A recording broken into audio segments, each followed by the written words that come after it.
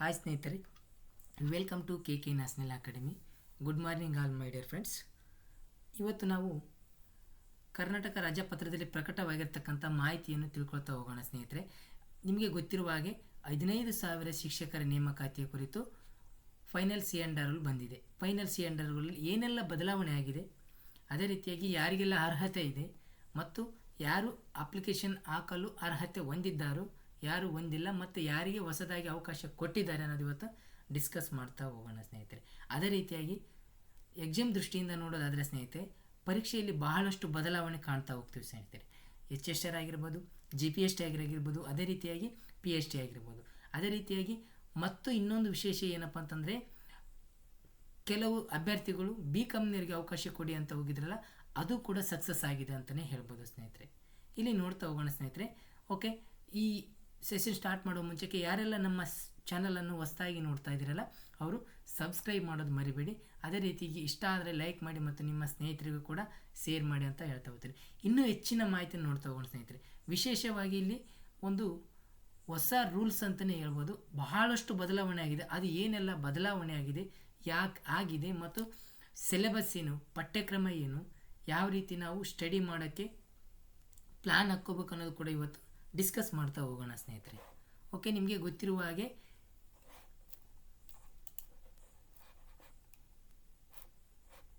ನೋಡಿ, ಇಲ್ಲಿ ನಮಗೆ ದಿನಾಂಕ ಕೊಟ್ಟಿದ್ದಾರೆ ಸ್ನೇಹಿತರೆ. ಏನು 10 ಇದೆ ನೋಡಿ.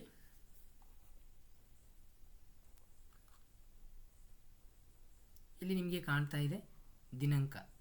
ಸೊ ಇಲ್ಲಿ ಪ್ರತಿಯೊಂದನ್ನು ನೋಡ್ತಾ ಹೋಗೋಣ. ಅವರು ಆಲ್ರೆಡಿ ನಮಗೆ 15 ದಿನ ಅವಕಾಶ ಕೊಟ್ಟಿದ್ದರು. ಸುಮಾರು 15 ದಿನ ಬದಲಾಗಿ ಸುಮಾರು 22 ದಿನ ಆಯ್ತು ಅಂತಲೂ ಕೂಡ ಹೇಳ್ಬೋದು ಸ್ನೇಹಿತರೆ. 22 ದಿನ ಆಗಿದೆ. ಓಕೆ, ಇದೆಲ್ಲ ನಮಗೆ ಗೊತ್ತಿದ್ದ ವಿಷಯ. ಶೀರ್ಷಿಕೆ ಅನ್ವಯ ಬೇಡ, ನಾವು ನೇರವಾಗಿ ಹೋಗೋಣ.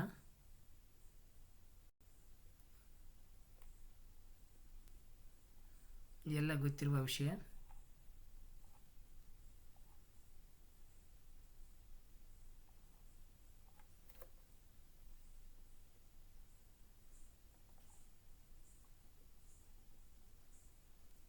ಓಕೆ ಸ್ನೇಹಿತರೆ, ಇಲ್ಲಿ ನೋಡೋಣ. ಅರ್ಜಿಗಳನ್ನು ಅನ್ವಯಿಸುವುದು. ಇಲ್ಲಿ ನೇಮಕಾತಿ ಪ್ರಾಧಿಕಾರವು ಅರ್ಹತೆಯ ಷರತ್ತುಗಳನ್ನು ಅನ್ವಯವಾಗುವ ಆಯ್ಕೆ ವಿಧಾನ ಪರೀಕ್ಷೆಗೆ ಪಠ್ಯಕ್ರಮ ಭರ್ತಿ ಮಾಡಬೇಕಾದ ಖಾಲಿ ಹುದ್ದೆಗಳ ತಾತ್ಕಾಲಿಕ ಸಂಖ್ಯೆಯನ್ನು ಮತ್ತು ರಾಜ್ಯ ನೋಡಿ ಇಲ್ಲಿ ಸರ್ಕಾರವು ನಿಗದಿಪಡಿಸಿದ ಮೀಸಲಾತಿ ನೀತಿಯ ಪ್ರಕಾರ ಅವುಗಳನ್ನು ವರ್ಗೀಕರಣ ಮಾಡಿ ನಿರ್ದಿಷ್ಟಪಡಿಸಿರುವ ಕರ್ನಾಟಕ ರಾಜ್ಯಪತ್ರದಲ್ಲಿ ಪ್ರಕಟಿಸುವ ಮೂಲಕ ಅರ್ಹ ಅಭ್ಯರ್ಥಿಗಳಿಂದ ಅರ್ಜಿಗಳನ್ನು ಅನ್ವಯಿಸಲು ಅಗತ್ಯ ಕ್ರಮಗಳನ್ನು ತೆಗೆದುಕೊಳ್ಳತಕ್ಕದ್ದು. ಸೊ ನೋಡಿ, ಈಗ ಇನ್ನು 2 ಡೇಸ್ ಇನ್ನು 2 ಡೇಸಲ್ಲಿ ಅಧಿಸೂಚನೆ ಅಂದರೆ ನೋಟಿಫಿಕೇಷನ್ ಫೈನಲ್ ಆಗುತ್ತೆ. ಇಲ್ಲಿ ಅದನ್ನು ಹೇಳ್ತಾರೆ ಅವರು. ಯಾವಾಗ ಹೇಳ್ತಾರೆ ಅನ್ನೋದು ವೆಬ್ಸೈಟ್ನಲ್ಲಿ ಬಿಡ್ತಾರೆ. ಇನ್ನೊಂದು ಗೆಜೆಟ್ ಆಗುತ್ತೆ. ಇದು final C and R rule gazette, but ಇನ್ನೊಂದು ನೋಟಿಫಿಕೇಷನ್ ಗೆಜೆಟ್ ಬರುತ್ತೆ ಸ್ನೇಹಿತರೆ. ಇನ್ನು 2 ಡೇಸ್.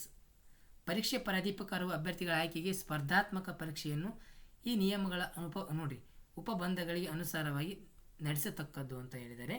ನೋಡಿರಿ, ಒಂದು ಕ್ಲಿಯರಿಟಿ ಇಲ್ಲಿ ಇನ್ನೊಂದು ಸೆಕೆಂಡ್ ಒಂದು ಕೊಟ್ಟಿದ್ದಾರೆ. ಅದರಲ್ಲಿ ಪರೀಕ್ಷಾ ವಿಧಾನ ಎಲ್ಲ ಜಿಲ್ಲಾ ಕೇಂದ್ರಗಳಲ್ಲಿ ಏಕಕಾಲದಲ್ಲಿ ಪ್ರತಿಯೊಂದು ವೃಂದಕ್ಕೂ ಸ್ಪರ್ಧಾತ್ಮಕ ಪರೀಕ್ಷೆಯನ್ನು ನಡೆಸತಕ್ಕದ್ದು. ಪರೀಕ್ಷಾ ಪದ್ಧತಿ ಸೂಚಿಯನ್ನು ಅನುಸೂಚಿತ 2ರಲ್ಲಿ ನಿರ್ದಿಷ್ಟಪಡಿಸಲಾಗಿದೆ. ಪರೀಕ್ಷೆ ಮಾಧ್ಯಮ ಕನ್ನಡ ಮತ್ತು ಇಂಗ್ಲೀಷ್. ಸೊ ನೋಡಿ, HK ಮತ್ತು ನಾನ್ HK ಎರಡೂ ಕಡೆ ಒಂದೇ ಎಕ್ಸಾಮ್ ನಡೆಯುತ್ತೆ ಅಂತ ಕ್ಲಾರಿಟಿ ಕೊಟ್ಟಿದ್ದಾರೆ. ಅಂದರೆ ಎಟ್ ಅ ಟೈಮ್ ನಡೆಯುತ್ತೆ. HK ಮತ್ತು ನಾನ್ HK, ಇದ್ರ ಮೆರಿಟ್ ಬೇರೆ ತೆಗಿತಾರೆ, ಇದ್ರ ಮೆರಿಟ್ ಬೇರೆ ತೆಗಿತಾರೆ. ಇಲ್ಲಿ HK ಭಾಗದಲ್ಲಿ ನಾನ್ HKದವರಿಗೆ ಏನಾಗಿರುತ್ತೆ ಅಂದರೆ 20% ಮೀಸಲಾತಿ ಇರುತ್ತೆ. 20% ಮೀಸಲಾತಿ ಇರುತ್ತೆ. ಇಲ್ಲಿ HK ಮತ್ತು ನಾನ್ HKದವರು ಕಾಂಪಿಟೇಷನ್ ಮಾಡ್ತಾರೆ ಸ್ನೇಹಿತರೆ. HK ಮತ್ತು ನಾನ್ HKದವರು ಕೂಡ ಕಾಂಪಿಟೇಷನ್ ಮಾಡ್ಬೋದು. ಓಕೆನಾ. ಇದಕ್ಕೂ ಎಕ್ಸಾಮು ಇದು ಎಕ್ಸಾಮು ಎಟ್ ಅ ಟೈಮ್ 1 ಡೇ ನಡೆಯುತ್ತೆ. ಆಲ್ ಕರ್ನಾಟಕ ಜಿಲ್ಲಾ ಕೇಂದ್ರದಲ್ಲಿ GPT ನಡೆಯುತ್ತೆ. ನೋಡೋಣ HSR ಏನು ಮಾಡ್ತಾರೆ ಅಂತ ನೋಡೋಣ. ಅದು ಸ್ವಲ್ಪ ನೋಟಿಫಿಕೇಷನ್ದಲ್ಲಿ ಗೊತ್ತಾಗುತ್ತೆ ಸ್ನೇಹಿತರೆ. GPT ಮಾತ್ರ ಜಿಲ್ಲಾವಾರು ನೇಮಕಾತಿ ಆಗುತ್ತೆ. ಓಕೆ, ಇದು ಆಯ್ಕೆ ವಿಧಾನ ನಮ್ಗೆ ಗೊತ್ತೇ ಇದೆ, ಅದು ಬೇಡ. ಸೊ ಅದು ಮತ್ತು 1 to 5th ಅದು ಓಕೆ, ನಿಮ್ಗೆ ಗೊತ್ತಿದೆ ವೇಟೇಜ್ ಏನು ನಡೀತಾರೆ ಅಂತೇಳಿ. ಆಲ್ರೆಡಿ ಅದು ಡಿಸ್ಕಸ್ ಮಾಡೋದು ಬೇಡ, ಯಾಕಂತಂದರೆ ಆಲ್ರೆಡಿ ಗೊತ್ತಿದೆ ನಿಮಗೆ. ನಮಗೆ ಏನು ಬದಲಾಗಿದೆ ಅದು ಇಂಪಾರ್ಟೆಂಟ್ ನೋಡಿ. ಇಲ್ಲಿ ನಿಮ್ಗೆ ಗೊತ್ತಿದೆ, ಅದು ಬೇಡ, ಆಲ್ರೆಡಿ ಇದ್ದಿದ್ದೇ ಬಂದಿದೆ, ಪದೇ ಪದೇ ಹೇಳೋದು ಬೇಡ. ಅದು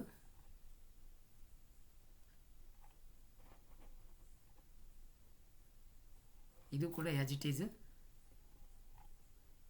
ಓಕೆ, ಏಜ್ 1 ಸೆಕೆಂಡ್. ಏಜ್ ಬದಲಾವಣೆಯಾಗಿದೆ. ಪರಿಶಿಷ್ಟ ಜಾತಿ ಮತ್ತು ಪರಿಶಿಷ್ಟ ಪಂಗಡ, ಪ್ರವರ್ಗ 1 ಮತ್ತು ಪ್ರವರ್ಗ ಅಂಗವಿಕಲರಿಗೇನು 45 ಏಜ್ ಇದೆ. ಅದೇ ರೀತಿಯಾಗಿ 2A OBC ಟೋಟಲು 48 ಇದೆ. ಅದೇ ರೀತಿಯಾಗಿ ಸಾಮಾನ್ಯ ಅಭ್ಯರ್ಥಿಗಳಿಗೆ 40 ಇದೆ ಏಜ್ ಲಿಮಿಟ್ ಇದು. ಓಕೆನಾ.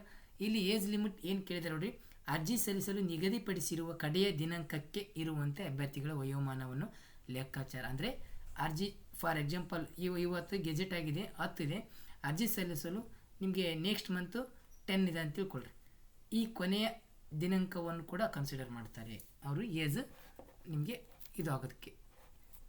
ಓಕೆ, ಅದನ್ನೇನು ಅವಶ್ಯಕತೆ ಇಲ್ಲ ಏಜಿಂದತ್ತು. ಓಕೆ, ಅಭ್ಯರ್ಥಿಗಳ ಪಟ್ಟಿ ಹೇಗೆ ತಯಾರು ಮಾಡ್ತಾರೆ, ಆಯ್ಕೆ ಪಟ್ಟಿ ಹೇಗೆ ತಯಾರು ಮಾಡ್ತಾರೆ ಅಂತನ್ನೋದು ನೋಡೋದಾದರೆ, ಸೊ ನೋಡಿ ಇಲ್ಲಿ ಅಭ್ಯರ್ಥಿಗಳು ಯಾವ ರೀತಿ ತಯಾರು ಮಾಡ್ತಾರೆ ಅನ್ನೋದು ನೋಡಿರಿ. ಅಭ್ಯರ್ಥಿಗಳು ತಾತ್ಕಾಲಿಕ ಆಯ್ಕೆ ಪಟ್ಟಿಯನ್ನು ಪ್ರಕಟಿಸುವ ಪೂರ್ವದಲ್ಲಿ ನೋಡಿ, ಅಧಿಸೂಚಿತ ಖಾಲಿ ಹುದ್ದೆಗಳ ಸಂಖ್ಯೆ 2ರಷ್ಟು ಪ್ರಮಾಣದಲ್ಲಿ ಅರ್ಹತೆಯ ಆಧಾರದ ಮೇಲೆ ದಾಖಲೆ ಪರಿಶೀಲನೆಗೆ ಅಭ್ಯರ್ಥಿಗಳನ್ನು ಆಯ್ಕೆ ಪ್ರಾಧಿಕಾರರು ನೋಡಿ 1:2 ನೋಡಿರಿ, ಒಂದು ಹುದ್ದೆಗೆ 2ರಷ್ಟು ಆಯ್ಕೆ ಮಾಡ್ತಾನೆ ಅಂತ ಹೇಳ್ತಾ ಇದ್ದಾರೆ. ಹೌದಾ. ನೋಡಿ, ಒಂದು ಹುದ್ದೆಗೆ ಇಬ್ಬರನ್ನು, ಫಾರ್ ಎಕ್ಸಾಂಪಲ್ಲು 3000 ಹುದ್ದೆಗಳಿದ್ವು ಅಂದರೆ 6000 ಜನರನ್ನು ವೆರಿಫಿಕೇಷನ್ ಕರೀತಾರೆ. ಓಕೆ, ದಾಖಲೆಗಳ ಪರಿಶೀಲನೆಯ ನಂತರದಲ್ಲಿ ಅಧಿಸೂಚನೆಗೊಂಡ ಖಾಲಿ ಹುದ್ದೆಗಳ ಸಂಖ್ಯೆಗೆ ಸಮಾನವಾದ ಸಂಖ್ಯೆಯಲ್ಲಿ ಅಭ್ಯರ್ಥಿಗಳು ತಾತ್ಕಾಲಿಕ ಆಯ್ಕೆ ಪಟ್ಟಿಯನ್ನು ಆಯ್ಕೆ ನೋಡಿ ಪ್ರಾಧಿಕಾರ ಫೈನಲ್ ಆಗಿ ಎಷ್ಟು 3000 ಹುದ್ದೆಗಳಿಗೆ 6000 ಜನ ವೆರಿಫಿಕೇಷನ್ ಕರೆದಾಗ ಕೊನೆಯಲ್ಲಿ ಆಯ್ಕೆ ಪಟ್ಟಿ 3000 ಜನದ ಮಾತ್ರ ಇರುತ್ತೆ ಅಂತ ಕ್ಲಿಯರಾಗಿ ಕೊಡ್ತಾ ಇದ್ದಾರೆ. ಆಯ್ಕೆಯಾದ ಅಭ್ಯರ್ಥಿಗಳು ತಾತ್ಕಾಲಿಕ ಪಟ್ಟಿಗೆ ಯಾವುದೇ ಆಕ್ಷೇಪಣೆಗಳು ಸ್ವೀಕೃತವಾದಲ್ಲಿ ಆಯ್ಕೆ ಪ್ರಾಧಿಕಾರವು ಅಂತಹ ಆಕ್ಷೇಪಣೆಗಳನ್ನು ಪರಿಗಣಿಸಿ ನಂತರ ಅಧಿಸೂಚಿಸಲಾದ ಖಾಲಿ ಹುದ್ದೆಗಳ ಸಂಖ್ಯೆಗೆ ಸಮವಾದ ಸಂಖ್ಯೆಯಲ್ಲಿರುವ ಅಭ್ಯರ್ಥಿಗಳ ಆಯ್ಕೆ ಪಟ್ಟಿಯನ್ನು ಪ್ರಕಟಿಸತಕ್ಕದ್ದು. ಅದು ನಮ್ಗೆ ಗೊತ್ತಿದೆ. ಇನ್ನೊಂದು ಅರ್ಜಿಗಳಲ್ಲಿ ಅಭ್ಯರ್ಥಿಗಳು ಕೋರಿದ ಆದ್ಯತೆಯನ್ನು ಆಯ್ಕೆ ಪ್ರಾಧಿಕಾರಿಯು ಸಾಧ್ಯವಾದಷ್ಟು ಮಟ್ಟಿಗೆ ಪರಿಗಣಿಸತಕ್ಕದ್ದು. ಅಂದರೆ ನಾವು ಫಾರ್ ಎಕ್ಸಾಂಪಲ್ಲು ಕನ್ನಡದವರಿದ್ದಾರೆ, ಹಾಗೆ ಇಂಗ್ಲೀಷ್ನವರಿದ್ದಾರೆ, ಇವರು 2 ಸಬ್ಜೆಕ್ಟ್ ಬರೀತಾರೆ, ಸೋಷಿಯಲ್ ಬರೀತಾರೆ ಮತ್ತು ಅದೇ ರೀತಿಯಾಗಿ ಇಂಗ್ಲೀಷ್ ಬರೀತಾರೆ. ಇವು ಎದಕ್ಕೆ ಎರಡರಲ್ಲಿ ಯಾವುದಕ್ಕೆ ಹೆಚ್ಚಿನ ಆದ್ಯತೆ ಕೊಟ್ಟಿತ್ತು, ಪ್ರಿಫರೆನ್ಸ್ ಕೊಟ್ಟಿರ್ತಾರಲ್ಲ, ಅದಕ್ಕೆ ಫಸ್ಟ್ ಮೆರಿಟ್ ನೋಡ್ತಾರೆ ಅವರು. For example English social science ಇದೆ, ಬಟ್ ಇಂಗ್ಲೀಷ್ ಅವ್ರದ್ದು ಆಯಿತು, ಓಕೆ, ಇಂಗ್ಲೀಷಲ್ಲಿ ಆಗಲಿಲ್ಲ, ಸೋಷಿಯಲ್ ಸೈನ್ಸಲ್ಲಿ ಮೆರಿಟ್ ಬಂತಂದರೆ ಇದನ್ನು ಕನ್ಸಿಡರ್ ಮಾಡ್ತಾರೆ. ಅಂದರೆ ಅವರು ಹುದ್ದೆಗೆ ಆಯ್ಕೆ ಮಾಡುವಾಗ, ಅಂದರೆ ಅರ್ಜಿ ಹಾಕುವಾಗ ಅಲ್ಲಿ ಯಾವುದಕ್ಕೆ ಮೊದಲೇ ಆದ್ಯತೆ ಕೊಟ್ಟಿರ್ತಾರೋ ಅದಕ್ಕೆ ಮಾತ್ರ ಅವ್ರನ್ನ ಫಸ್ಟ್ ಸೆಲೆಕ್ಷನ್ಗೆ ಅವಕಾಶ ಕೊಡ್ತಾರೆ. ಅಲ್ಲಿ ಆಗಿಲ್ಲ ಅಂತಂದರೆ ಸೋಷಿಯಲ್ಗೆ ಅವಕಾಶ ಕೊಡ್ತಾರೆ. ಓಕೆನಾ. ಓಕೆ, ಏನು ಸಮಸ್ಯೆ ಇಲ್ಲ. ಇಲ್ಲಿ ಹೆಚ್ಚುವರಿ ಪಟ್ಟಿ ನಮ್ಗೆ ಗೊತ್ತಿದೆ. ಹೆಚ್ಚುವರಿ ಪಟ್ಟಿ ಏನು ಮಾಡ್ತಾರೆ ಅಂತಂದಾಗ 10% ಕೊಡ್ತಾರೆ, ಡೋಂಟ್ ವರಿ, ಅದೇನು ಸಮಸ್ಯೆ ಇಲ್ಲ. ಇಲ್ಲಿ ಹೇಳಿದೆ ನೋಡ್ರಿ, ಹೆಚ್ಚುವರಿ ಪಟ್ಟಿ ಯಾವಾಗ ಬರುತ್ತೆ, ಬರೀ ನೇಮಕಾತಿ ಪ್ರಾಧಿಕಾರವು ಸಿದ್ಧಪಡಿಸಿದ ಹೆಚ್ಚುವರಿ ಪಟ್ಟಿಯು ಪ್ರಕಟಗೊಂಡ ದಿನಾಂಕದಿಂದ 6 ತಿಂಗಳ ಅವಧಿ ಮಾತ್ರ ಅಶುದ್ಧವಾಗಿರುತ್ತೆ ಅಂತ ಹೇಳ್ತಾ ಇದ್ದಾರೆ. ಅದೇನು ಅವಶ್ಯಕತೆ ಇಲ್ಲ. ಮುಂದೆ ಹೋಗೋಣ.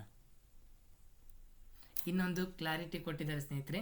ಏನು ವಿಶೇಷತೆ ಕೊಟ್ಟಿದ್ದಾರೆ ಅಂದರೆ, ಈಗ ಆಲ್ರೆಡಿ GPSTR ಬರೆದಿರ್ತಕ್ಕಂಥ ಅಭ್ಯರ್ಥಿಗಳು ಆಲ್ರೆಡಿ ಜಾಬಲ್ಲಿದ್ದು ಕೂಡ ಏನು ಮಾಡ್ತಾ ಇದ್ದಾರೆ ಅಂದರೆ ಎಕ್ಸಾಮ್ ಬರಿತಾ ಇದ್ರು, ಅವರಿಗೆ ಒಂದು ನಿರ್ಬಂಧ ಏರಲಾಗಿದೆ ಅಂತ ಹೇಳ್ಬೋದು.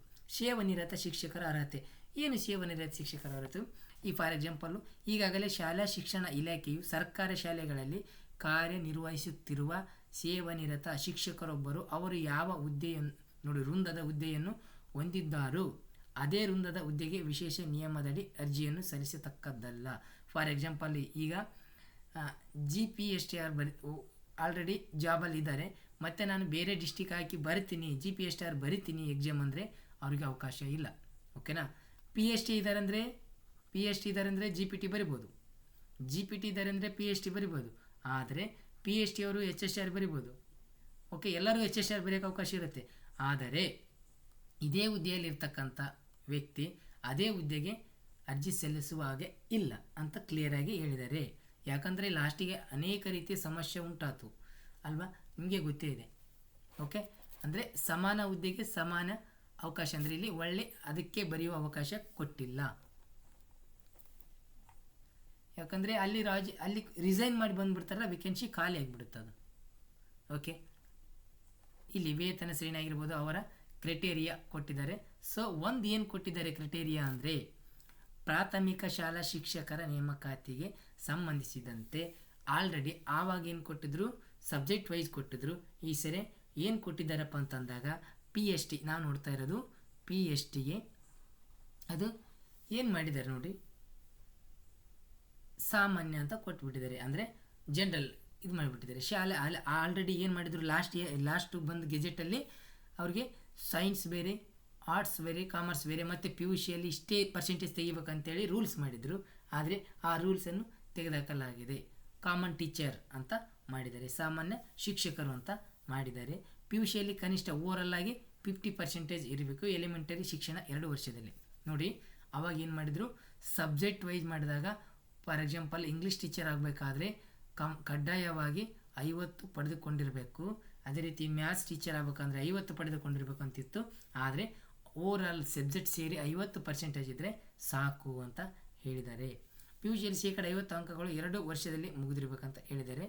ಸೊ ಅದೇ ರೀತಿಯಾಗಿ ಕರ್ನಾಟಕ ಟೆಟ್ ಪಾಸ್ ಆಗಿರಬೇಕು. ಪೇಪರ್ 1 ನೋಡಿರಿ, ಪ್ರೈಮರಿ ಟೀಚರ್, ಲೋಯರ್ ಪ್ರೈಮರಿ ಟೀಚರ್ಗೆ PSTಗೆ ಕಡ್ಡಾಯವಾಗಿ ಪೇಪರ್ 1 ಟೆಟ್ ಆಗಿರಬೇಕು, KTET ಪೇಪರ್ 1 ಆಗಿರಬೇಕಂತ ಕ್ಲಿಯರಾಗಿ ಹೇಳಿದ್ದಾರೆ. ಇನ್ನೊಂದು ಏನಂದರೆ, ಪರಿಶಿಷ್ಟ ಜಾತಿ ಮತ್ತು ಪರಿಶಿಷ್ಟ ಪಂಗಡಕ್ಕೆ ಪರ್ಸೆಂಟೇಜ್ 45 ಇದ್ದರೆ ಸಾಕು ಅನ್ನೋ ಮಾತು ಹೇಳಿದ್ದಾರೆ. ಸೊ ಇಲ್ಲಿ ಟಿಪ್ಪಣಿ ಕೊಟ್ಟಿದ್ದಾರೆ ಏನಂತಂದಾಗ, ನೇಮಕಾತಿ 1ದಲ್ಲಿರುವ ಶಿಕ್ಷಕರನ್ನು ಶಾಲೆಯಲ್ಲಿನ ಅಥವಾ ಹತ್ತಿರದ ಶಾಲೆಯಲ್ಲಿನ ಕಾರ್ಯಭಾರವನ್ನು ಪರಿಗಣಿಸಿ ಕಾರ್ಯ ಹಂಚಿಕೆ ಮಾಡಬಹುದಾಗಿದೆ ಅಂತ ಕೂಡ ಹೇಳ್ಬೋದಾಗಿದೆ ಸ್ನೇಹಿತರೆ. ಇಲ್ಲಿ ಕಾಮನ್ ಟೀಚರ್ ಅಂತ ಹೇಳಿದರೆ, ದೈಹಿಕ ಶಿಕ್ಷಕರು ಗೊತ್ತಿದೆ, ಅದೇನು ಬದಲಾವಣೆ ಇಲ್ಲ ದೈಹಿಕ ಶಿಕ್ಷಕರದು. ಇಲ್ಲಿ ಬಂದಿರೋದು ಪ್ರಶ್ನೆ ಏನಾಗಿತ್ತು ಅಂತಂದಾಗ, ಟೀಚರ್ಸ್, ಲ್ಯಾಂಗ್ವೇಜ್ ಟೀಚರ್ ಆಗಿರ್ಬೋದು, ಯಾವುದೋ ಒಂದು ಟೀಚರ್ಸ್ ಬಂದಿತ್ತು. ಓಕೆ, ಈಗ ನೆಕ್ಸ್ಟು ಪದವೀಧರರ ಶಿಕ್ಷಕರ ನೇಮಕಾತಿ. ಇಲ್ಲಿ ಬಂದಿದೆ ನೋಡ್ರಿ, ಪದವೀಧರರ ಶಿಕ್ಷಕರ ನೇಮಕಾತಿ. ಇಲ್ಲಿ ಸ್ವಲ್ಪ ವಿಶೇಷ ನೋಡಬೇಕು. ಏನು ನೋಡ್ಬೇಕಂತಂದಾಗ, ವಿದ್ಯಾರ್ಹತೆ ಏನಂದರೆ, ಪದವಿಯಲ್ಲಿ ಕನಿಷ್ಠ ಶೇಕಡ 50ರಷ್ಟು. ಕಾಮನ್ ಆಗಿ ಲಾಸ್ಟ್ ಇಯರ್ ಇದೇ CM ಮಾಡಿದ್ರು, ಈ ಸರಿ ಕೂಡ ಮಾಡಿದ್ದಾರೆ.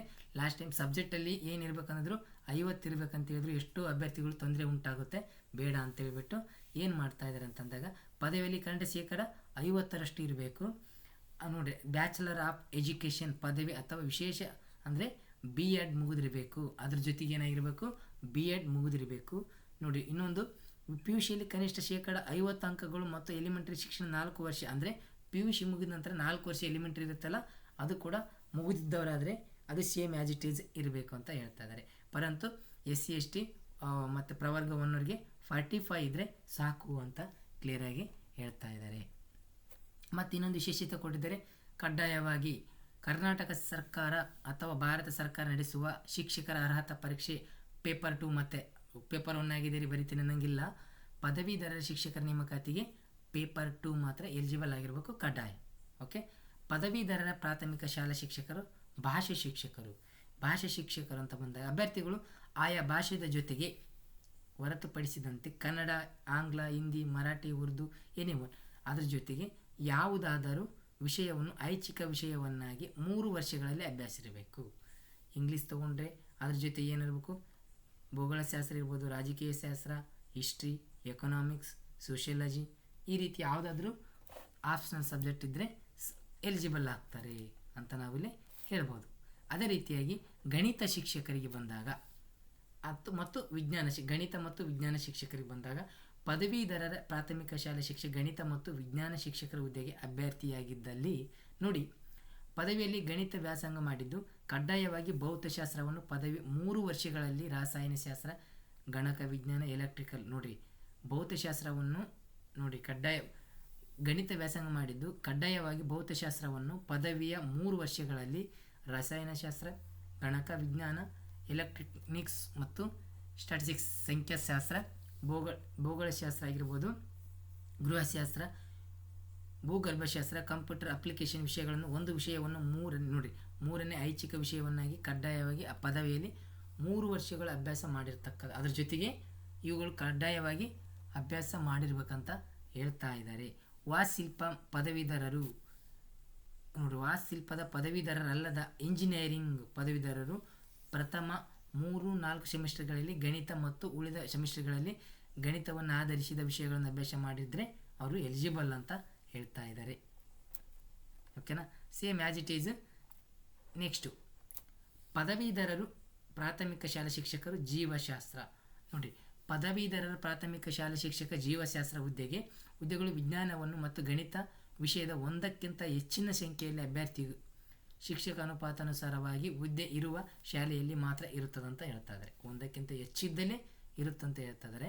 ಅದು ನೋಡ್ರಿ, ಪದವಿಯಲ್ಲಿ ರಾಸಾಯನಿಕ ಶಾಸ್ತ್ರ ಕಡ್ಡಾಯವಾಗಿ 3 ವರ್ಷ ವ್ಯಾಸಂಗ ಮಾಡಿದ್ದು, ಅಂದರೆ ಕಡ್ಡಾಯವಾಗಿ ರಾಸಾಯನಿಕ ಶಾಸ್ತ್ರವನ್ನು ಅಧ್ಯಯನ ಮಾಡಿರಬೇಕು. ಅದ್ರ ಜೊತೆಗೆ ಸಸ್ಯಶಾಸ್ತ್ರ, ಪ್ರಾಣಿಶಾಸ್ತ್ರ, ರೇಷ್ಮೆಶಾಸ್ತ್ರ, ರೇಷ್ಮೆ ಕೃಷಿ ಆಗಿರ್ಬೋದು, ಪರಿಸರ ಶಾಸ್ತ್ರ ಆಗಿರ್ಬೋದು, ತಳಿಶಾಸ್ತ್ರ, ಸೂಕ್ಷ್ಮಜೀವಿ ವಿಜ್ಞಾನ ಶಾಸ್ತ್ರ, ಜೈವಿಕ ತಂತ್ರಜ್ಞಾನ, ಆಹಾರ ವಿಜ್ಞಾನ ಮತ್ತು ಪೋಷಣೆ, ಮೀನುಗಾರಿಕೆ ಮತ್ತು ಕೈಗಾರಿಕೆ ಮೀನುಗಾರಿಕೆ ವಿಜ್ಞಾನ, ಈ ರೀತಿಯಾಗಿ 2 ವಿಷಯಗಳನ್ನು ಕಡ್ಡಾಯವಾಗಿ ಪದವಿಯಲ್ಲಿ 3 ವರ್ಷ ಅಭ್ಯಾಸ ಮಾಡಿರಬೇಕು.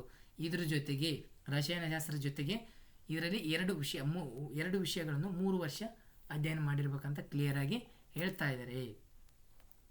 ನೋಡಿರಿ, ಇನ್ನೊಂದು ಸಮಾಜ ನೋಡ್ರಿ, ಪದವೀಧರರ ಶಾಲಾ ಶಿಕ್ಷಕ ಸಮಾಜ ಪಾಠಗಳು. ಸಮಾಜ ಶಿಕ್ಷಕರಿಗೆ ಒಂದು ವಿಶೇಷ ಆದ್ಯತೆ ನೀಡಿದ್ದಾರೆ. ಏನು ಅನ್ನೋದು ನೋಡ್ತಾ ಹೋಗೋಣ ಸ್ನೇಹಿತರೆ. ಇಲ್ಲಿ ಪದವಿಯಲ್ಲಿ ಕೆಳಗೆ ವಿಷಯಗಳಲ್ಲಿ 2 ವಿಷಯಗಳನ್ನು ಐಚ್ಛಿಕ ವಿಷಯಗಳನ್ನಾಗಿ ಮಾಡಿರ್ತಕ್ಕದ್ದು. ನೋಡಿ, ಸಮಾಜ ಶಿಕ್ಷಕರಾಗಲು ಕೆಳಗೆ ಇರ್ತಕ್ಕಂಥ 2 ವಿಷಯಗಳನ್ನು ಆಪ್ಷನಲ್ ಆಗಿ ತೆಗೆದುಕೊಂಡಿರ್ಬೇಕಂತ ಕ್ಲಿಯರಾಗಿ ಹೇಳ್ತಾರೆ. ಸೊ ನೋಡಿ, ಮುಂದೆ ಇದೆ ಸಮಾಜ ಪಾಠಗಳು. ಸಮೂಹ ಹಿಸ್ಟ್ರಿ ಆಗಿರ್ಬೋದು, ಎಕನಾಮಿಕ್ಸ್ ಆಗಿರ್ಬೋದು, ಜಿಯೋಗ್ರಫಿ ಆಗಿರ್ಬೋದು, ಪೊಲಿಟಿಕಲ್ ಆಗಿರ್ಬೋದು, ಸೋಷಿಯಾಲಜಿ ಆಗಿರ್ಬೋದು, ಇವುಗಳಲ್ಲಿ 2 ವಿಷಯಗಳು ಅದೇ ರೀತಿಯಾಗಿ ಮುಂದುವರೆದು ಅಥವಾ ಸಮಾಜ ಪಾಠಗಳು ಸಮೂಹ ಇತಿಹಾಸ, ಅರ್ಥಶಾಸ್ತ್ರ, ಭೂಗೋಳಶಾಸ್ತ್ರ, ರಾಜ್ಯಶಾಸ್ತ್ರ, ಸಮಾಜಶಾಸ್ತ್ರ ಮುಂದೆ ಇದೆ ನೋಡ್ರಿ.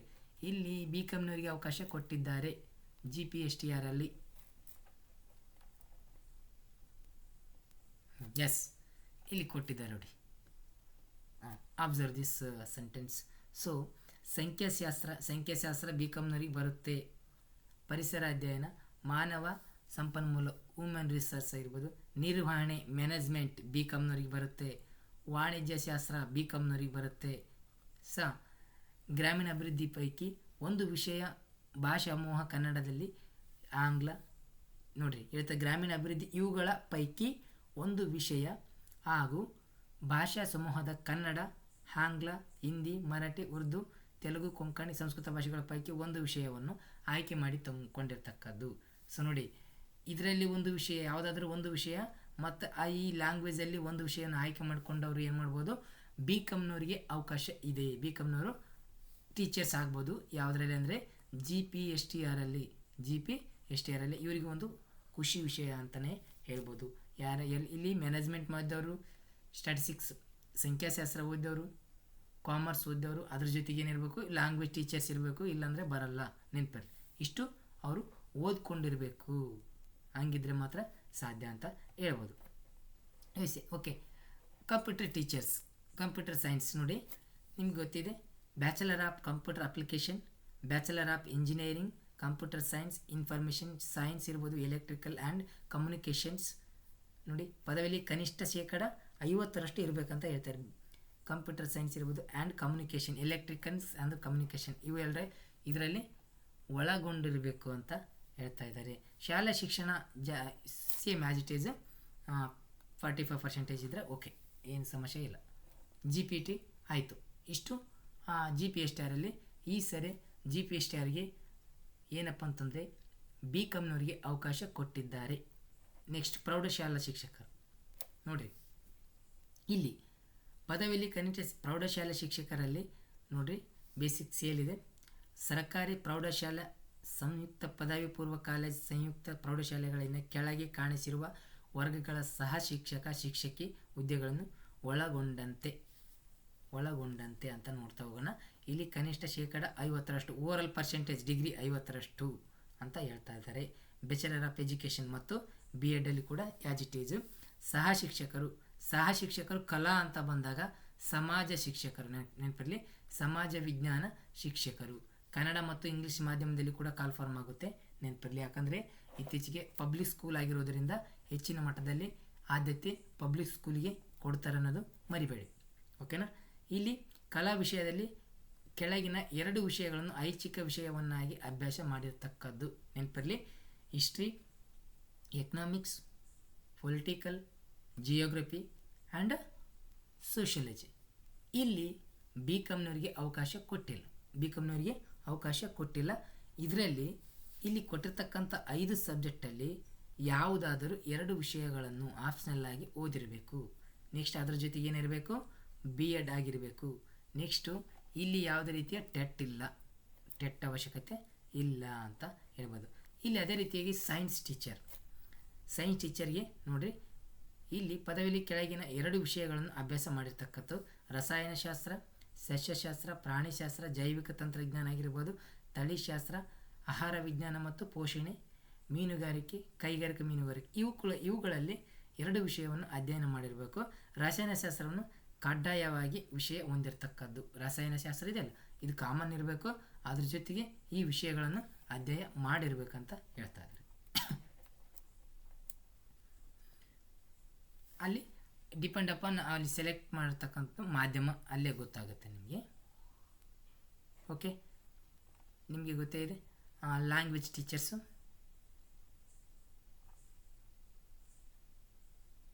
ಲ್ಯಾಂಗ್ವೇಜ್ ಟೀಚರ್, ಭಾಷಾ ಸಹ ಶಿಕ್ಷಕರು ಆಂಗ್ಲ ಮತ್ತು ಕನ್ನಡ ಮಾಧ್ಯಮದಲ್ಲಿ. ನೋಡಿ, ಕನ್ನಡ ಶಿಕ್ಷಕರು ಮತ್ತು ಇಂಗ್ಲೀಷ್ ಶಿಕ್ಷಕರಿಗೆ ಅಂತಂದಾಗ ಕನ್ನಡ ಭಾಷೆಯಲ್ಲಿ ಬೋಧಿಸಬೇಕಾದ ಶಿಕ್ಷಕರಾಗಿದ್ದಲ್ಲಿ ರಾಜ್ಯ ಪರೀಕ್ಷಾ ಮೌಲ್ಯ ನಿರ್ಣಯ ಮಂಡಳಿಯಿಂದ ಕನ್ನಡ ಸಾಹಿತ್ಯ ಪ್ರಶಸ್ತಿ ವಿಷಯದಿಂದ ಸರ್ಟಿಫಿಕೇಟ್ ಕೋರ್ಸ್ ಪೂರೈಸತಕ್ಕದ್ದು. ಭಾಷಾ ಶಿಕ್ಷಕರು ಕಲಾ ವಿಷಯದಲ್ಲಿ ಹೊಂದಿರತಕ್ಕದ್ದು ಅಂತ ಹೇಳ್ತಾರೆ. ಕನ್ನಡ ಮತ್ತು ಇಂಗ್ಲೀಷ್ ಒಂದು ಐಚ್ಛಿಕ ವಿಷಯವನ್ನು ಆಯ್ಕೆ ಮಾಡಬೇಕು. ಅಂದರೆ ಕನ್ನಡ ಶಿಕ್ಷಕರು ಕನ್ನಡ, ಇಂಗ್ಲೀಷ್ ಶಿಕ್ಷಕರು ಇಂಗ್ಲೀಷು, ಮತ್ತು ಎರಡನ್ನಲ್ಲ. ಓಕೆನಾ, ಆಯ್ಕೆ ಮಾಡಿಕೊಂಡಿರಬೇಕು. ಇಲ್ಲಿ ಅದೇ ವಿಷಯನ ಹೇಳ್ತಾ ಇದ್ದಾರೆ. ದೈಹಿಕ ಶಿಕ್ಷಕರು ಅಂತ ಬಂದಾಗ ಇಲ್ಲಿ ದೈಹಿಕ ಶಿಕ್ಷಕರು ನೋಡಿ, ಐಚ್ಛಿಕ ವಿಷಯವನ್ನು ಆಯ್ಕೆ ಮಾಡಿಕೊಂಡಿರುವ ಪದವಿ ವಿದ್ಯಾರ್ಥಿಯಲ್ಲಿ 50%. ಓಕೆ, ದೈಹಿಕ ಶಿಕ್ಷಣವನ್ನು ಐಚ್ಛಿಕ ವಿಷಯವನ್ನಾಗಿ ಆಯ್ಕೆ ಮಾಡಿಕೊಂಡಿರುವ ಪದವಿ ವಿದ್ಯಾರ್ಥಿಯಲ್ಲಿ ಎಷ್ಟು ಇದ್ರೆ 45% ಅಂತ ನಾವಿಲ್ಲಿ ಹೇಳಬಹುದು. ನಿಮ್ಗೆ ಗೊತ್ತಿದೆ ಆಲ್ರೆಡಿ, ಇದೇನು ಬದಲಾವಣೆ ಆಗಿಲ್ಲ, ಏನು ಸಮಸ್ಯೆ ಆಗಿಲ್ಲ. ಆಗಿರ್ತಕ್ಕಂಥದ್ದು ಸ್ವಲ್ಪ ನೋಡೋಣ, ಈಗ ಹೇಳ್ತೀನಿ ನೋಡಿ ಮುಂದೆ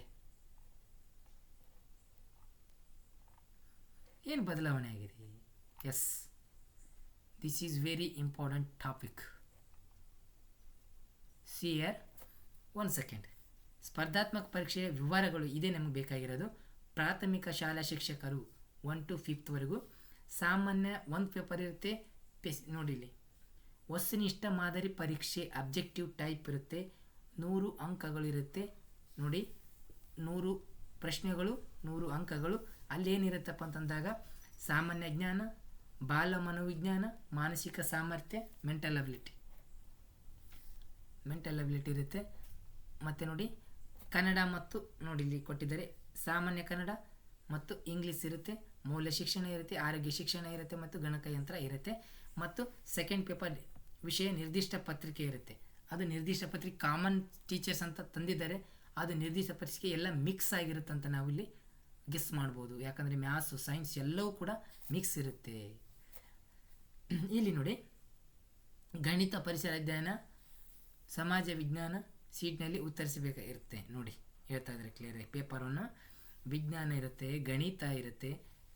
ನೋಡಿರಿ, ವಿಜ್ಞಾನ, ಗಣಿತ, ಪರಿಸರ ಅಧ್ಯಯನ ಎಲ್ಲವೂ ಇರುತ್ತೆ ಇದರಲ್ಲಿ ಅಂತ ಕ್ಲಿಯರಾಗಿ ಹೇಳ್ತಾ ಇದ್ದಾರೆ. ದೈಹಿಕ ಶಿಕ್ಷಕರಿಗೆ ಕಾಮನ್ ಆಗಿ ಅದು ಯಾಸ್ ಇಟ್ ಈಸ್ ಸೇಮ್ ಆಗಿರುತ್ತೆ. ಪೇಪರ್ 1 ಕರೆಕ್ಟ್ ಸೇಮ್ ಎಲ್ಲರಿಗೂ ಒಂದೇ ಇರುತ್ತೆ ಪೇಪರ್ 1. ಪೇಪರ್ 2 ಮಾತ್ರ ಏನಿರುತ್ತೆ, ನಿರ್ದಿಷ್ಟ ಪತ್ರಿಕೆ ಇರುತ್ತೆ.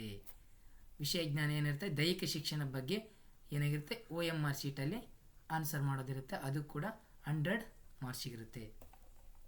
ಓಕೆ, ಪದವೀಧರರ ಪ್ರಾಥಮಿಕ ಶಾಲಾ ಶಿಕ್ಷಕರಿಗೆ ಸಂಬಂಧಿಸಿದಂತೆ ಪ್ಯಾಟರ್ನ್ ಏನಿರುತ್ತೆ ಅಂದರೆ, ಸಾಮಾನ್ಯ ಪತ್ರಿಕೆ GK ಏನಿರುತ್ತೆ, ವಸ್ತುನಿಷ್ಠ ಮಾದರಿ ಪರೀಕ್ಷೆ ಏನಾಗಿರುತ್ತೆ ಇಲ್ಲಿ ಅಂದರೆ 100 ಮಾರ್ಕ್ಸಿಗಿರುತ್ತೆ. ಅಲ್ಲಿ same as it is Kannada, English, ಸಾಮಾನ್ಯ ಜ್ಞಾನ ಇರುತ್ತೆ, ಪ್ರಚಲಿತ, ಶೈಕ್ಷಣಿಕ, ಮನೋವಿಜ್ಞಾನ, ಮಾನವ ಅಭಿವೃದ್ಧಿ, ವುಮನ್ ಡೆವಲಪ್ಮೆಂಟು, ಮೌಲ್ಯ ಮತ್ತು ಆರೋಗ್ಯ ಶಿಕ್ಷಣ, ಗಣಕ ಯಂತ್ರ ಸಾಕ್ಷರತೆ. ಇದನ್ನೇ ಸಿಲೆಬಸ್ಸನ್ನ ಏನು ಮಾಡಿದ ಲಾಸ್ಟ್ ಇಯರ್ ಅಂತಂದ, ಲಾಸ್ಟ್ ಸಿಎಂಡರಲ್ಲಿ 150 ಮಾಡಿದ್ದ. 150 ಮಾಡಿದ್ದನ್ನು ಇದಾಗ ಏನು ಮಾಡ್ತಾ ಇದ್ದಾನೆ ಅಂದರೆ ಈಗ ಅನ್ರೈಟಿಂಗ್ ಮಾಡ್ತಾ ಇದ್ದಾನೆ. ಇದು ಯಾವ ರೀತಿ ಎಷ್ಟು ಕ್ವಶನ್ ಯಾವುದಕ್ಕೆ ತೆಗಿತಾನೆ ಅನ್ನೋದು ನೋಡಬೇಕಾಗುತ್ತೆ ಸ್ನೇಹಿತರೆ. ಯಾಕಂದರೆ ಇಲ್ಲಿ 150 ಇದ್ದಿದ್ದು 25 ಮಾಡ್ಕೊಂಡು ಹೋಗಿದ್ದ. ಆದರೆ ಇಲ್ಲಿ ಕಡಿಮೆ ಮಟ್ಟದ ಬರುತ್ತೆ, 20 ಮಾಡ್ಕೊಂಡ್ರೂ ಮಾಡ್ಕೋಬೋದು, ಅಥವಾ ಕೆಲವು 18 ಕೆಲವು 20 ಮಾಡ್ಕೊಂಡ್ರೂ ಮಾಡ್ಕೋಬೋದು. ಯಾಕಂದರೆ ಇಲ್ಲಿ ಕನ್ನಡ 20 ಮಾಡಿ, ಇಂಗ್ಲೀಷ್ 20 ಮಾಡಿ, ಸಾಮಾನ್ಯ ಜ್ಞಾನ 20 ಮಾಡಿದ್ರೆ 60 ಆಯಿತು, ಸೈಕಾಲಜಿ 20 ಮಾಡಿದರೆ 80 ಆಯಿತು. ಇನ್ನು ಉಳಿದಿರ್ತಕ್ಕಂಥ ಇವೆರಡು ಸೇರಿ 20 ಮಾಡುವ ಸಾಧ್ಯತೆ ಇದೆ ಅಂತ ನಾವು ಕೂಡ ಹೇಳ್ಬೋದು. ಟೋಟಲು 100 ಕ್ವಶನ್ಗೆ 100 ಮಾರ್ಕ್ಸ್. ಅದೇ ರೀತಿಯಾಗಿ ಏನಪ್ಪ ಅಂದರೆ ಭಾಷಾ ಶಿಕ್ಷಕರಿಗೆ ಸಂಬಂಧಿಸಿದಂತೆ ಆ ಭಾಷೆಗೆ ಸಂಬಂಧಿಸಿದಂತೆ ವಸ್ತುನಿಷ್ಠ ಮಾದರಿ ಪ್ರಶ್ನೆಗಳಿರ್ತವೆ. ಅಲ್ಲಿ ಗ್ರಾಮರ್ಸ್ ಇರುತ್ತೆ, ಸಾಹಿತ್ಯ ಇರುತ್ತೆ, ಎನಿವನ್ ಎಲ್ಲವೂ ಕೂಡ ಅಲ್ಲಿ ಒಳಗೊಂಡಿರುತ್ತೆ ಅಂತ ನಾವಿಲ್ಲಿ ಹೇಳ್ಬೋದು ಸ್ನೇಹಿತರೆ. ಅದೇ ರೀತಿಯಾಗಿ ಭಾಷಾ ಶಿಕ್ಷಕರು ಇಂಗ್ಲೀಷಿಗೆ ಸಂಬಂಧಿಸಿದಂತೆ ಇರುತ್ತೆ, ಅಲ್ಲಿ ಲ್ಯಾಂಗ್ವೇಜ್ ಗ್ರಾಮರು ಎಲ್ಲ ಇರುತ್ತೆ. ಅದೇ ರೀತಿಯಾಗಿ ಗಣಿತ ಶಿಕ್ಷಕರು ಭೌತ ವಿಜ್ಞಾನ ವಸ್ತುನಿಷ್ಠ ಮಾದರಿ ಪ್ರಶ್ನೆಗಳು ಇರ್ತವೆ. 100 same as it is 100 questions ಇರ್ತವೆ, 100 ಮಾರ್ಕ್ಸ್ ನಾವಿಲ್ಲಿ ಬರಿಬೇಕಾಗುತ್ತೆ. ಇಲ್ಲಿ GPT ಸಮಾಜ ಶಿಕ್ಷಕರಿಗೆ ಸೇಮ್ ಆ್ಯಸ್ ಇಟ್ ಈಸ್ ಏನಾಗಿರುತ್ತೆ, ವಿಷಯ ಜ್ಞಾನ, ಇತಿಹಾಸ, ಎಕನಾಮಿಕ್ಸ್, ಪೊಲಿಟಿಕಲ್, ವ್ಯವಹಾರ ಅಧ್ಯಯನ ಇರ್ಬೋದು. ಇಲ್ಲಿ ಕೊಟ್ಟಾರ ನೋಡ್ರಿ, ಸಮಾಜಶಾಸ್ತ್ರ, ಜಿಯೋಗ್ರಫಿ ಎಲ್ಲವೂ ಒಳಗೊಂಡಿರುತ್ತೆ ಅಂತ ನಾವಿಲ್ಲಿ ಹೇಳ್ಬೋದು. ಅದೇ ರೀತಿಯಾಗಿ ವಿಜ್ಞಾನ ಶಿಕ್ಷಕರಿಗೆ ನೋಡ್ರಿ, ಜೀವ ವಿಜ್ಞಾನ ಶಿಕ್ಷಕರು ಆ್ಯಸ್ ಇಟ್ ಈಸ್ ಅವರಿಗೆ ಸಂಬಂಧಿಸಿದಂತೆ ಎಲ್ಲವೂ ಇರುತ್ತೆ. ಅದೇ ರೀತಿಯಾಗಿ ನೋಡ್ರಿ, ಕಂಪ್ಯೂಟರ್ ಟೀಚರ್ಸಿಗೆ ಸಂಬಂಧಿಸಿದಂತೆ ಏನೆಲ್ಲ ಇರುತ್ತಪ್ಪ ಅಂತಂದಾಗ ಇಲ್ಲಿ ನೋಡ್ರಿ, ವಸ್ತುನಿಷ್ಠ ಪರೀಕ್ಷೆ ಸೇಮ್ ಆ್ಯಸ್ ಇಟ್ ಈಸ್ ಅಲ್ಲಿ ಏನಿತ್ತು ಅದೇ ರೀತಿ ಇರುತ್ತೆ. ಪೇಪರ್ 2 ಮಾತ್ರ ಕಂಪ್ಯೂಟರ್ಗೆ ಸಂಬಂಧಿಸಿದಂತೆ OMR ಶೀಟ್ ಇರುತ್ತೆ. ಓಕೆ ಅದಾದ ನಂತರ ನಾವು ನೋಡ್ತಾ ಇದ್ದೀವಿ ಪ್ರೌಢಶಾಲಾ ಶಿಕ್ಷಕರ ನೇಮಕಾತಿಗೆ ಸಂಬಂಧಿಸಿದಂತೆ. ಸೊ ಒಂದು ವಿಶೇಷತೆ ಏನು ಸ್ನೇಹಿತರಂದರೆ, ಈ ಪ್ರೌಢಶಾಲೆಯಲ್ಲಿ ಆಗಿರ್ಬೋದು, GPTಯಲ್ಲಿ ಆಗಿರ್ಬೋದು, ಹಿಂದಿ ಶಿಕ್ಷಕರಿಗೆ ಅವಕಾಶ ಕೊಟ್ಟಿಲ್ಲ ಒಂದು. ಅದೇ ರೀತಿಯಾಗಿ ಪ್ರೌಢಶಾಲಾ ಶಿಕ್ಷಕರಲ್ಲಿ ಮ್ಯಾಥ್ಸ್ ಟೀಚರ್, ಗಣಿತ ಶಿಕ್ಷಕರಿಗೆ ಅವಕಾಶ ಇಲ್ಲ ಅಥವಾ ಪೋಸ್ಟ್ ಇಲ್ಲ ಅಂತ ನಾವು ಹೇಳ್ಬೋದು, ಅಥವಾ ಇದನ್ನು ನೋಡಿದರೆ ತಕ್ಷಣ ನಮಗೆ ಗೊತ್ತಾಗುತ್ತೆ. ನೋಡೋಣ, ಅದು ನೋಟಿಫಿಕೇಶನ್ ಬಂದಾಗ ಮತ್ತೆ ನರ್ವಸ್ ಆಗಬೇಡಿ. ಆಗ್ಬೋದು, ಆಗದೇ ಇರ್ಬೋದು, ಆಗಿ ಇಲ್ಲ ಅಂತಲೇ ಹೇಳಿದ್ದಾರೆ, ನೋಡೋಣ ಇರಲಿ. ಸೊ ಈಗ ಪ್ರೌಢಶಾಲಾ ಶಿಕ್ಷಕರ ಸಹ ಶಿಕ್ಷಕರ ಅಸಿಸ್ಟೆಂಟ್ ಮಾಸ್ಟರ್ ಅಂತ ನಾವು ಹೇಳ್ಬೋದು. ನಿಮಗೆ ಗೊತ್ತಿದೆ ಕಲ್ಯಾಣ ಕರ್ನಾಟಕ ಎಷ್ಟಿದೆ, 2214 ಇದೆ. ಅದೇ ರೀತಿಯಾಗಿ ನಾನ್ ಕಲ್ಯಾಣ ಕರ್ನಾಟಕ ಎಷ್ಟಿದೆ, 2300 ಪೋಸ್ಟ್ ಇದೆ. ಒಟ್ಟು ಟೋಟಲ್ HSTRಗೆ ಸಂಬಂಧಿಸಿದಂತೆ ಪೋಸ್ಟ್ಗಳು ಇಲ್ಲಿ as it is same 100 ಮಾರ್ಕ್ಸ್ಗಳಿದೆ. 100ಕ್ಕೆ GK 1 paper ಇದೆ. ಇಲ್ಲಿ ಎಕ್ಸ್ಟ್ರಾ ನೋಡಿ GPTಗೆ ಇದಕ್ಕೆ ಸ್ವಲ್ಪ ವೇರಿಯೇಷನ್ ಏನಪ್ಪ ಅಂದರೆ ಮಾನಸಿಕ ಸಾಮರ್ಥ್ಯ ಹೆಚ್ಚಿನ ಒಂದು ಆದ್ಯತೆ ಕೊಟ್ಟಿದ್ದಾರೆ. ಎಲ್ಲಿ ಅಂದರೆ ಪ್ರೌಢಶಾಲೆ ಮತ್ತು ಪ್ರೈಮರಿ ಟೀಚರ್ಸ್ಗೆ ಪೇಪರ್ 1. ಓಕೆ, ಪೇಪರ್ 2 ನೋಡಿ, ಪೇಪರ್ 1ಅಲ್ಲಿ ಏನಿರುತ್ತೆ ಅಂತ ಕನ್ಫರ್ಮ್ ಆಯಿತಾ?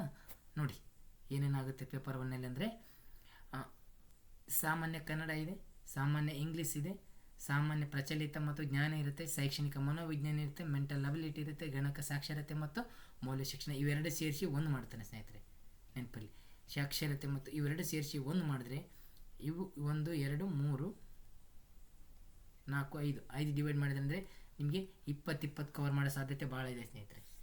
ಲಾಸ್ಟ್ ಟೈಮ್ 25 ಮಾಡಿದ್ರೆ ಈ ಸರಿ 20 ಮಾಡೋ ಚಾನ್ಸಸ್ ಭಾಳ ಇದೆ. Okay, 100 marks. ಓಕೆ ಇರಲಿ. ಈಗ ನಿರ್ದಿಷ್ಟ ಪತ್ರಿಕೆ ಏನಿರುತ್ತೆ ಅಂದರೆ ಭಾಷಾ ಶಿಕ್ಷಕರಿಗೆ ಸಂಬಂಧಿಸಿದಂತೆ ಆ ಲ್ಯಾಂಗ್ವೇಜಿಗೆ ಸಂಬಂಧಿಸಿದಂತೆ ನಿಮಗೆ ಭಾಷಾವಾರು ಉತ್ತರಿಸಬೇಕಾಗಿರುತ್ತೆ. ಅದು ಕೂಡ OMR ಬೇಸ್ಡ್ ಎಕ್ಸಾಮ್ ನಡೆಯುತ್ತೆ. ಸೊ ಇಂಗ್ಲೀಷ್ ಕೂಡ ಅದೇ ರೀತಿಯಾಗಿ ಇಂಗ್ಲೀಷಿಗೆ ಸಂಬಂಧಿಸಿದಂತೆ OMR ಬೇಸ್ಡ್ ಇರುತ್ತೆ. OMR ಬೇಸ್ಡ್ ಇರುತ್ತೆ, ವಸ್ತುನಿಷ್ಠ ಮಾದರಿ ಪ್ರಶ್ನೆಗಳು ಇರ್ತವೆ. CBZ ಅವರಿಗೆ ಅವಕಾಶ ಕೊಟ್ಟಿದ್ದಾರೆ, PCM ಅವರಿಗೆ ಕೊಟ್ಟಿಲ್ಲ. ಅವರಿಗೆ ರಸಾಯನಶಾಸ್ತ್ರ ಮತ್ತು ಜೀವವಿಜ್ಞಾನ ಮೇಲೆ ಕ್ವಶನ್ಸ್ ಇರುತ್ತೆ ಅಂತ ನಾವಿಲ್ಲಿ ಹೇಳ್ಬೋದು. ಕಲಾ ನೋಡಿ, ಸೋಷಿಯಲ್ ಅವರಿಗೆ ವಿಷಯ ಜ್ಞಾನ, ಇತಿಹಾಸ, ಎಕನಾಮಿಕ್ಸ್, ರಾಜ್ಯಶಾಸ್ತ್ರ, ವ್ಯವಹಾರ ಅಧ್ಯಯನ, ಸಮಾಜಶಾಸ್ತ್ರ, ಭೂಗೋಳಶಾಸ್ತ್ರದ ಮೇಲೆ ಇರುತ್ತೆ. ಬಟ್ ಇಲ್ಲಿ ಇನ್ನೊಂದೇನೆಂದರೆ BComನವರಿಗೆ ಅವಕಾಶ ಕೊಟ್ಟಿಲ್ಲ. ಇಲ್ಲಿ HSTRಗೆ BComನವರಿಗೆ ಅವಕಾಶ ಕೊಟ್ಟಿಲ್ಲ, ಆದರೆ GPTಯಲ್ಲಿ ಅವಕಾಶ ಕೊಟ್ಟಿದ್ದಾರೆ ಅಂತ ನಾವು ಹೇಳ್ಬೋದು. ಓಕೆ, ದೈಹಿಕ ಶಿಕ್ಷಣ same as it is. Paper 1 same ಇರುತ್ತೆ. ಪೇಪರ್ 2 ವಿಜ್ಞಾನಕ್ಕೆ ಸಂಬಂಧಿಸಿದಂತೆ ನೋಡಿ ಅವ್ರಿಗೆ ಏನಿರುತ್ತೋ ಅದನ್ನೇ ಕೊಟ್ಟಿರ್ತಾರೆ. ಸೊ ಸೂಚನೆ ಏನು ಕೊಟ್ಟಿದ್ದಾರೆ ಗೊತ್ತಾ, ಪರೀಕ್ಷೆ ಪ್ರಾಧಿಕಾರ ಪರೀಕ್ಷೆಗೆ ಕನಿಷ್ಠ 45 ದಿನಗಳ ಮೊದಲು ತನ್ನ ಅಧಿಕೃತ ವೆಬ್ಸೈಟ್ನಲ್ಲಿ ಪಠ್ಯಕ್ರಮವನ್ನು ಪ್ರಕಟಿಸುತ್ತದೆ. ಟೋಟಲ್ 45 ದಿನ ಟೈಮ್ ಕೊಡ್ತಾರೆ ಎಕ್ಸಾಮ್ಗೆ. ನೆನಪಿರಲಿ ಸ್ನೇಹಿತರೆ, ಇವತ್ತು ನೋಟಿಫಿಕೇಶನ್ ಆಯಿತಾ, ಮುಗೀತು ಕತೆ. 45 ದಿನ, 1.5 ತಿಂಗಳು ಮಾತ್ರ. ನೆನಪಿರಲಿ. ನೋಡಿ ಸ್ನೇಹಿತರೆ, ಇಷ್ಟೆಲ್ಲ ನಾವು ನೋಡ್ತಾ ಹೋಗ್ತಿದ್ವಿ. ಹೊಸ ಸಿಲೆಬಸ್ ಅಂತಲೇ ಅನ್ಕೋಬೋದಾಗುತ್ತೆ. ಯಾವುದಂದರೆ GPSR ಮತ್ತು PST. ಯಾಕಂತಂದಾಗ GPSR ಲಾಸ್ಟ್ ಟೈಮು ಬರವಣಿಗೆ ಜಾಸ್ತಿ ಇತ್ತು, ಈ ಸರಿ ಬರವಣಿಗೆ ಇಲ್ಲದ ಕಾರಣ ನೀವು ಏನಪ್ಪ ಅಂದರೆ ಈಗ MCQ ನೋಡಬೇಕಾಗುತ್ತೆ ಸ್ನೇಹಿತರೆ. ಇದು HSR ಏನು ಸಮಸ್ಯೆ ಇಲ್ಲ. HSR ಲಾಸ್ಟ್ ಹೆಂಗಿತ್ತು ಅದೇ ರೀತಿ ಈ ಸರಿ ಕೂಡ ಮಾಡ್ತಾ ಇದ್ದಾರೆ. ಸೊ ನೋಡೋಣ, ಹಳೆ ಸಿಲೆಬಸ್ಸನ್ನೇ ಕಂಟಿನ್ಯೂ ಆಗುವ ಸಾಧ್ಯತೆ ಭಾಳ ಇದೆ. ಆಗ್ಬೋದು, ಆಗದೇ ಇರ್ಬೋದು ಸ್ನೇಹಿತರೆ. ಓಕೆ ಸ್ನೇಹಿತರೆ, ಇಷ್ಟು ಮಾಹಿತಿಯನ್ನು ತಿಳಿಸಿದ್ದೀನಿ. ಇನ್ನು ಹೆಚ್ಚಿನ ಮಾಹಿತಿ ಬೇಕಾದರೆ ನಮ್ಮ KK ನ್ಯಾಷನಲ್ ಅಕಾಡೆಮಿ ಟೆಲಿಗ್ರಾಮ್ ಗ್ರೂಪ್ಗೆ ಜಾಯಿನ್ ಆಗಿ. ಓಕೆ ಸ್ನೇಹಿತರೆ, ಮತ್ತೊಮ್ಮೆ ಯಾರೆಲ್ಲ ನಮ್ಮ ಚಾನಲನ್ನು ಹೊಸದಾಗಿ ವೀಕ್ಷಣೆ ಮಾಡ್ತಾ ಇದ್ರಲ್ಲ, ಸಬ್ಸ್ಕ್ರೈಬ್ ಆಗಿ, ಇಷ್ಟ ಆದರೆ ಲೈಕ್ ಮಾಡಿ ಮತ್ತು ನಿಮ್ಮ ಸ್ನೇಹಿತರಿಗೆ ಶೇರ್ ಮಾಡಿ ಅಂತ ಹೇಳ್ತಾ ಇದನ್ನು ಮುಗಿಸ್ತಾ ಇದ್ದೀನಿ ಸ್ನೇಹಿತರೆ. Okay, thank you.